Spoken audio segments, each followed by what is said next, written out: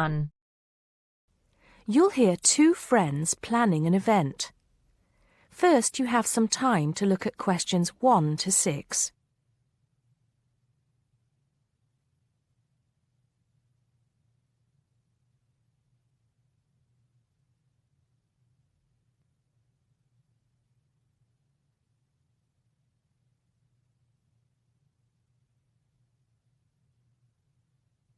Now we shall begin. You should answer the questions as you listen because you will not hear the recording a second time. Listen carefully and answer questions 1 to 6. Hello, Joan. I'm glad you could come. Hello, Peter. What's up? Is something the matter? No, everything's fine. It sounded urgent on the phone. Did it? It's just that I've had this idea and I wanted to see how soon we could get it off the ground. Well, don't keep me in suspense. You know they're planning to close down the local clinic. It was in the newspaper yesterday, but most people have actually known for some time. Well, I thought we should do something about it. What did you have in mind? I thought we could organise a charity event and donate the money to the clinic. I know it doesn't sound like much, but it will show the local council how we feel and that we mean business. That'll take quite a lot of organising. Why don't we just hold a protest outside the town hall? A protest would take just as much organisation as an event like this. Besides, I think fewer people would turn up. A village fair or something like that would attract more people and get money for the clinic. People are more generous when they're enjoying themselves. OK then, it sounds good to me. How do we start? First, we put our heads together and come up with a list of people who'll be willing to help and people who can provide us with some of the things we need. For example, we might need a caterer to provide refreshments, a rock band for entertainment, tents and so on. Then, we do a lot of telephoning around and try to get everybody together at the same time in the same place. Sounds like a lot of work to me. Well, that's only the beginning. First things first, though. Let's decide now on who to get to the initial meeting and where and when to hold it. Fine. Well, the village hall would be the best place to have the meeting. It's not as big as the youth club, but it's warmer. There'll be no problem getting permission to use it, but I suppose it depends on how many people we invite. We don't want too many, otherwise the meeting will go on too long and nothing will get decided. But the village hall is a good idea. It's more official than having it in someone's living room. How many? 6 or 8 people to start with? 10 at the most? OK, now we have to decide on a suitable day and time. Suitable to everybody, I mean. A Saturday or Sunday would seem to be the best choice because people aren't at work on those days. But they may not like the idea of giving up a part of their weekend for a meeting. Unless we persuade them it's for a good cause, or that it's to their advantage, and that it'll all be a lot of fun. We'll provide refreshments, of course. What if some don't want to give up their weekend? Then we'll give them an alternative. Say, one evening in the week after everybody's finished work. We'll see which is the most acceptable to them. Then book the hall. I can do the refreshments for the meeting. I'll get Darren and Maggie to help me. I'm sure they'll be more than willing. Before you hear the rest of the conversation, you have some time to look at questions 7 to 10.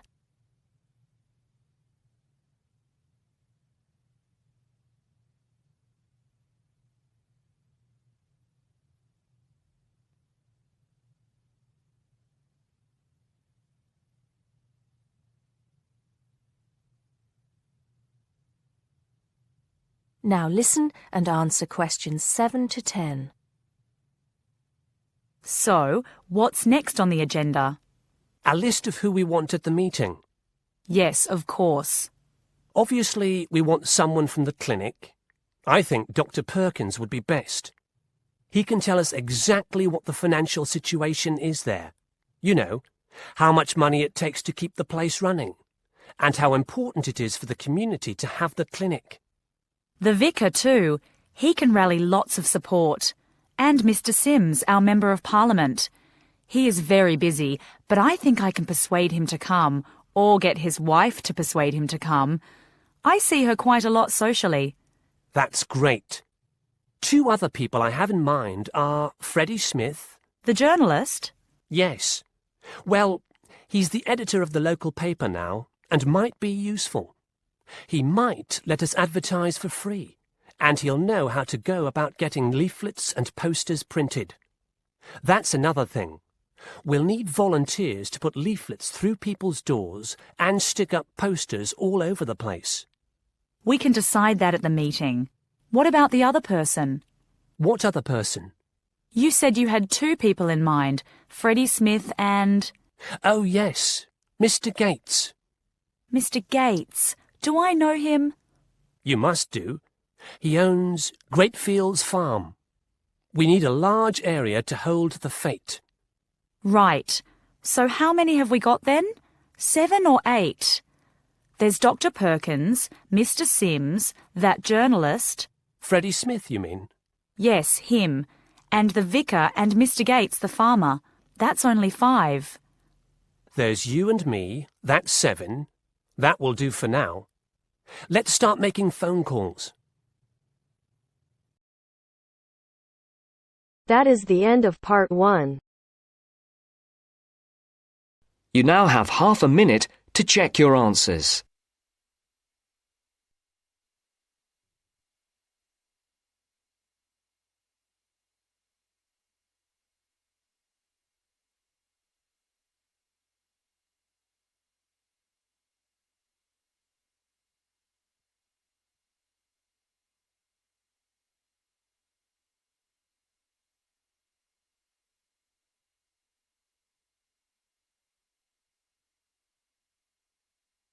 Now turns to part 2.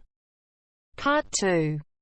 First, you have some time to look at questions 11 to 15.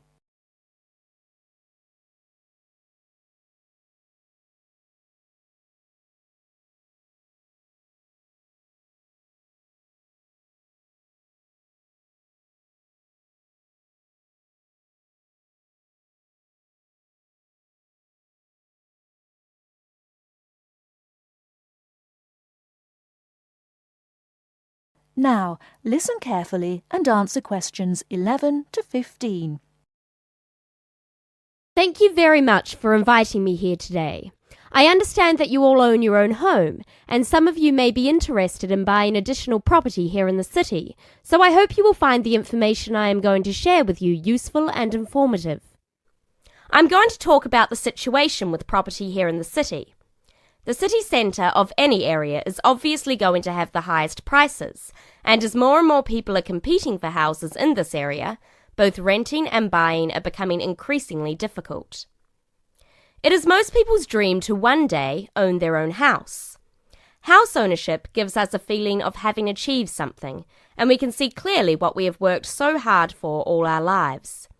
It can give us a sense of security for our old age, and a knowledge that we will hopefully have something to pass on to our children.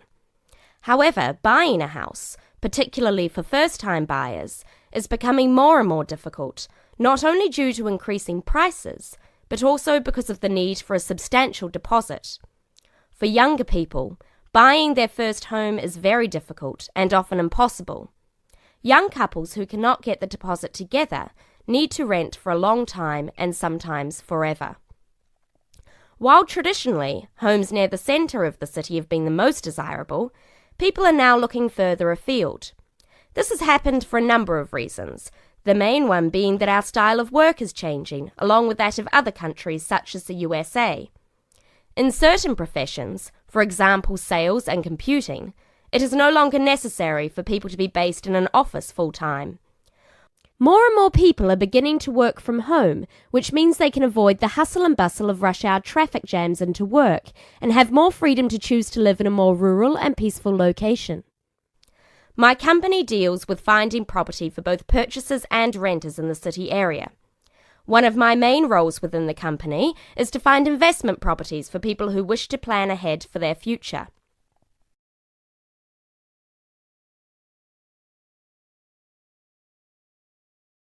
Before you hear the rest of the talk, you have some time to look at questions 16 to 20.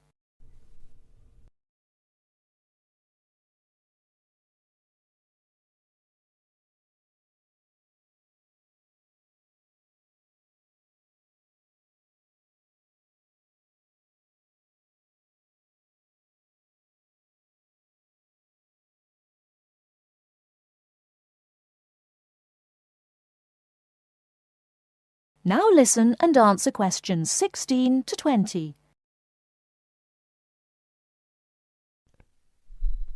An investment property is usually at the cheaper end of the market. People buy investment properties not to live in, but in addition to their own home in order to rent it out to other people. The advantage of putting your savings into property for the future is that you can be pretty certain that, as a long-term investment, your money will safely increase in value in line with inflation. Many people are turning to property investment instead of pension schemes, as we hear the horror stories of countries such as the UK, where people have invested all their lives into their pension schemes to find that now their money is relatively worthless. Houses automatically earn what is known as capital gains. That is, for every year you own the property, it becomes more valuable and often gives a better rate of interest on your money than most banks do. However, that is not to say there are no risks.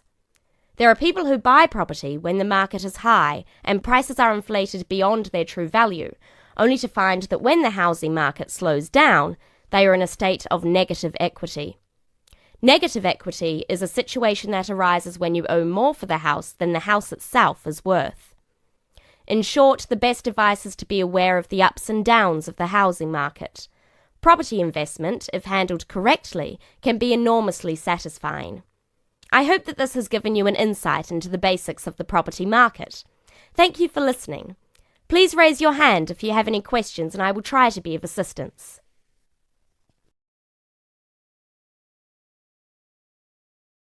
That is the end of part 2. You now have half a minute to check your answers.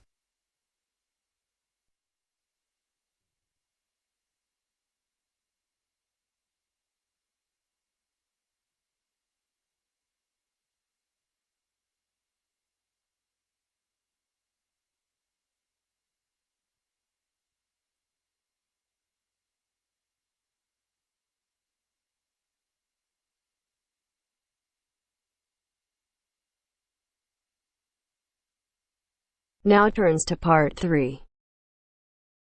Part 3. You will hear a conversation between Helen and her tutor. First, you have some time to look at questions 21 to 25.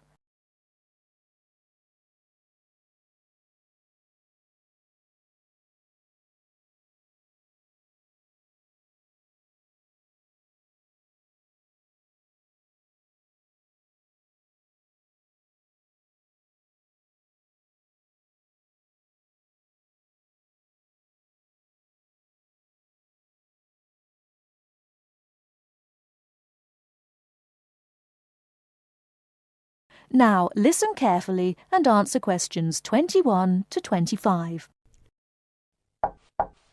Come in. Ah, it's you, Helen. What can I do for you? Well, it's about that essay on non-verbal communication. I'd like a bit of advice, if that's all right. By all means. That's what I'm here for. How can I help you? It's about that survey you asked us to carry out about body language. Oh, yes. I asked you to investigate what sort of touching is permissible between friends of the same sex and friends of the opposite sex. That's it. And then you wanted us to go on to compare the answers we obtained from people from our own culture with the answers of people from other cultures. Well, that shouldn't be too difficult. There are students here from dozens of cultures, including Asia and the Middle East. Go and ask them.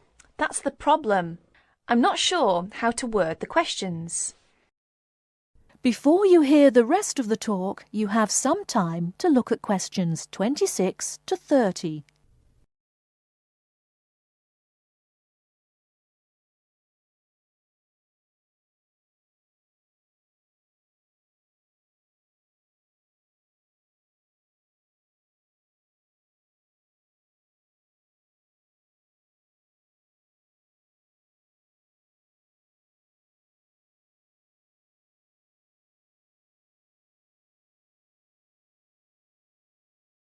Now listen and answer questions 26 to 30. Go and ask them. That's the problem. I'm not sure how to word the questions. I think I've got far too many. People don't want to be bothered answering them all. Is that the list of questions you have with you? Let's have a look. I see. Your basic idea is fine. You've got a checklist of the parts of the body we mostly use to touch people with, and a checklist of the parts of other people's bodies that we usually touch. But you don't have to go right through the list asking a separate question about each item. You can make your questionnaire much shorter if you ask open questions. Open questions? What are they? Sometimes we call them WH questions. What, when, where. Those are examples. Oh, I see. Yes, we learned about them in grammar. I hadn't realised how useful they'd turn out to be. I could just ask one open question about each subject and tick the answers I receive. That's right. Now, let's have a look at the list of parts of the body you're going to ask about. I see. You've got the head, arm and hand, and, oh, it's over the page, the back, leg and foot. What about the shoulder and the thigh? They're important areas, and there are some others you should include too. Oh, yes, of course. I was in a rush and forgot those. What about asking people how they feel about being touched? Surely it's hard for people to put that sort of feeling into words. Yes, you're right. That's why it's essential to work out a rating scale for each response. Can you tell me a bit about how to use rating scales? Well, there's no way to measure how strongly a person feels about something, of course. All we can go on is what they report about their feelings. So what we do is offering them choices of ways to express how they feel. Very strongly, strongly, or not at all. That would be an example of a rating scale. In this case, as your survey is only a small trial sample, I suggest you use that 3-point rating scale I've just described. Very strongly, strongly, or not at all. That'll be enough to enable you to draw some broad conclusions. You may go on to refine your survey later if you decide to specialise in the study of non-verbal aspects of behaviour. Thank you. I'm much clearer now. Could I ask you one last question? I'm afraid I've got a brain like a sieve, but I just can't remember the technical term you told us for the study of touch. It sounded like happy, but of course it isn't. Oh, you mean haptics. Haptics. Of course, haptics. That's it. Happy to be of service. That is the end of part 3. You now have half a minute to check your answers.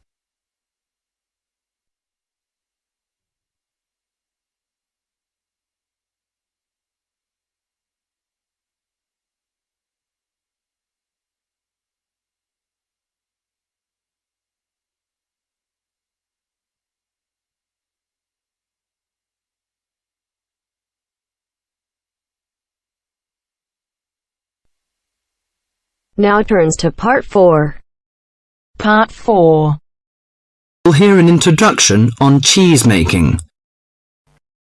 First, you have some time to look at questions 31 to 40.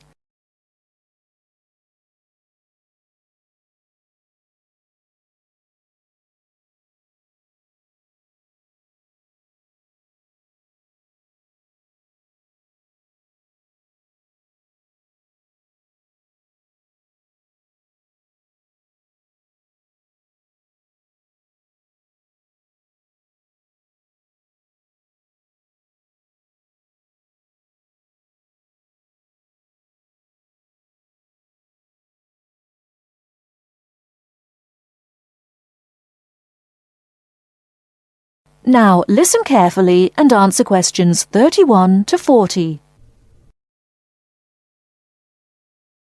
Cheese is one of those foods that we tend to take for granted as always having been with us.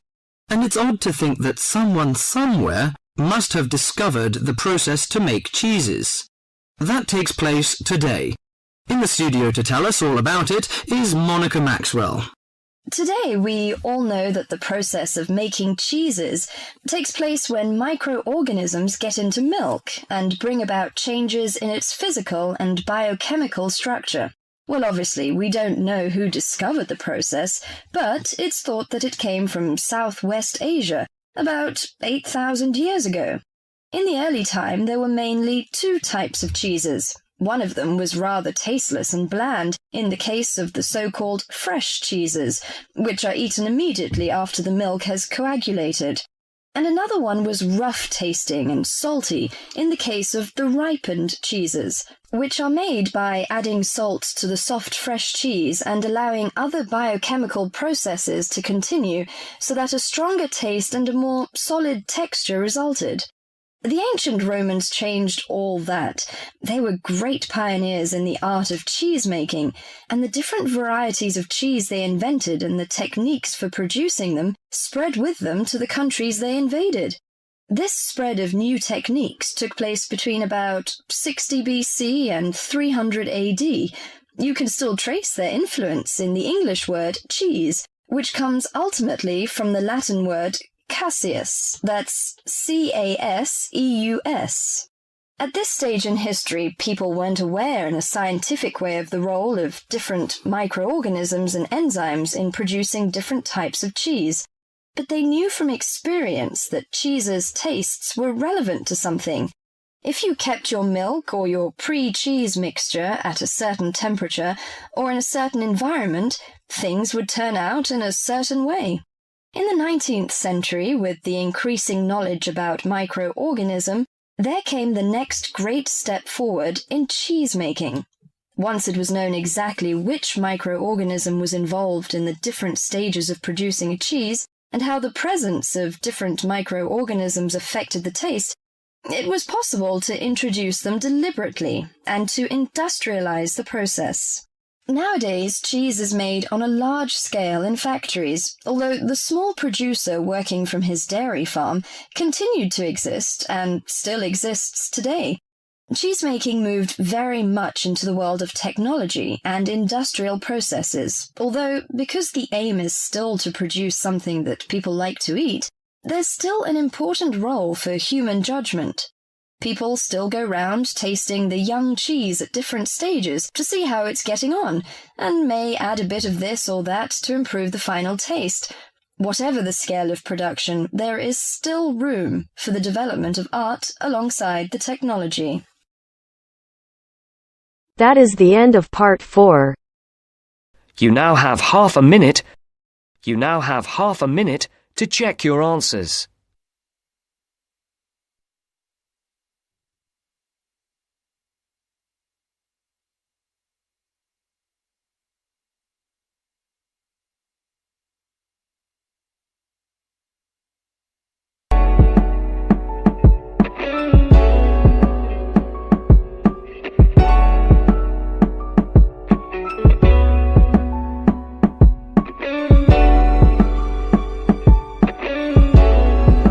That is the end of the test.